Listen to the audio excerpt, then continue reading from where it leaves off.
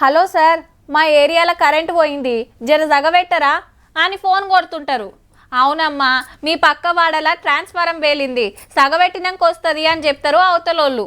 సరే అని గంట సేపు ఓపిక బట్టి రాకుంటే మళ్ళా ఫోన్ కొడతారు. గా రిపేర్ పని అయిపోగానే వాళ్ళు కరెంట్ ఇస్తారు. ఇట్లా ఎప్పుడో ఒకనాడు అవుతుంటుంది.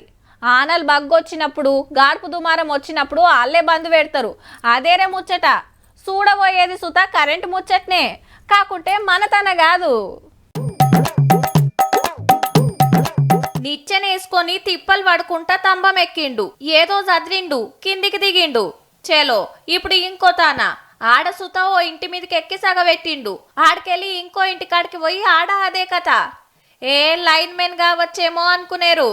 కాదు కాదు, ఉత్తరాఖండ్ రాష్ట్రంలో కాంగ్రెస్ ఎమ్మెల్యే పేరు వీరేంద్ర మళ్ళా కరెంట్ కలుపుతలేడు, ఇండ్లకు తీసేసిండు.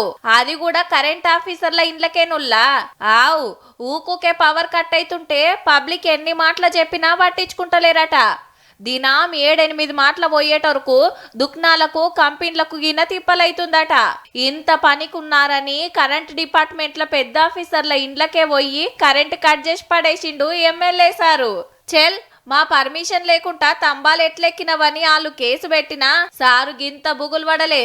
ఆఖరికి ఏమైతుందో గాని కుద్దు ఎమ్మెల్యే సారే వచ్చి కరెంట్ ఇయని కరెంటోళ్ళ ఇండ్లకు కనెక్షన్ కట్ చేసుడే సూపర్ పొన్రి.